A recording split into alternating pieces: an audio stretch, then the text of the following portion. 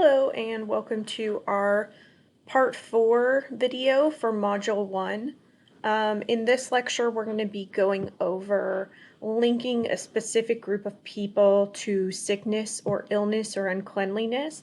But instead of looking at current events or current sources and pictures as we did in the previous lecture, we're going to be looking back at some 19th century sources from America. Once again, just our usual heads up, some of the stuff in this lecture will be on a quiz at the end of the module, so just make sure you're paying close attention. If you want to take notes, you can, but you don't have to. You can pause the video at any time, and you can rewatch the video as many times as you would like. Again, we're going to be practicing visual literacy, so looking at a picture, a source, in this case, a couple of political cartoons in a document to see what they mean, and to figure out how Americans felt in the 1800s, near the end of the 1800s, and how they linked a specific group of people to being dirty or being sick or bringing disease. So this has been happening around the world and in America for a long, long time.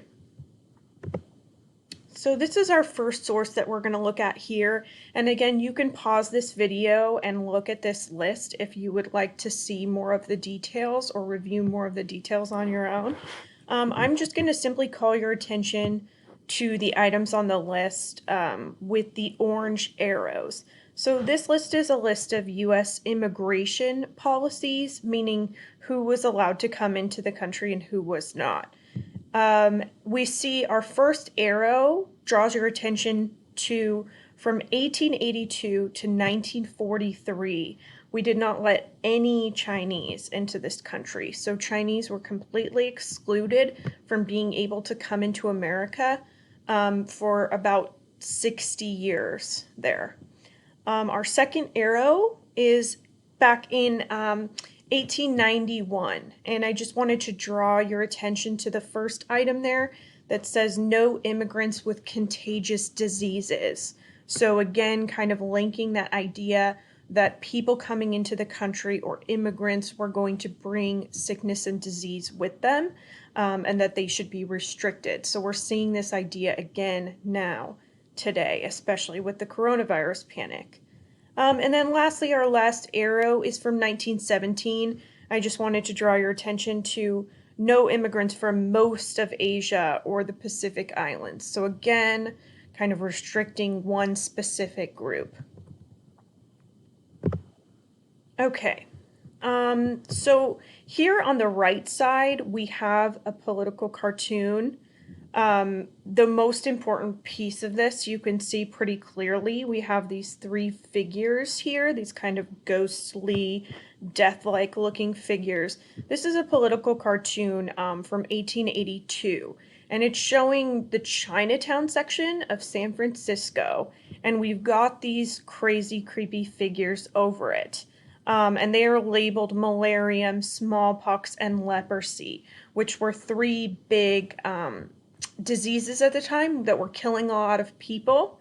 So this political cartoon is set specifically in Chinatown because it's basically blaming the Chinese and their, quote, unsanitary living conditions or their unclean ways of living.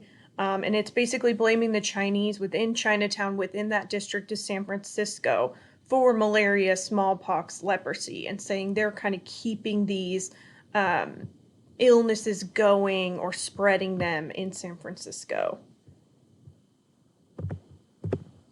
Okay, and then this is the last one we're going to look at. This is from 1899, so again, right around the turn of the century, and we have a very sassy looking Uncle Sam at America's gates. Okay, so this immigrant is trying to come into the United States, and we see that he's carrying with him a lot of baggage. Okay, some of the stuff on his back says anarchy. In his hands, he has these heavy bags that say poverty, like he's going to be poor, he's not going to have enough money, he is going to be a strain on the economy.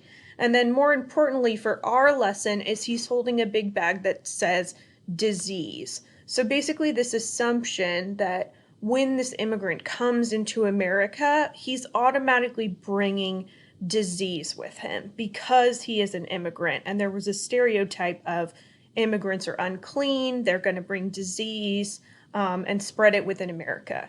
And now we're seeing still today kind of this idea, and especially with the coronavirus, trying to link Chinese people or immigrants from certain nations to the spread of the coronavirus.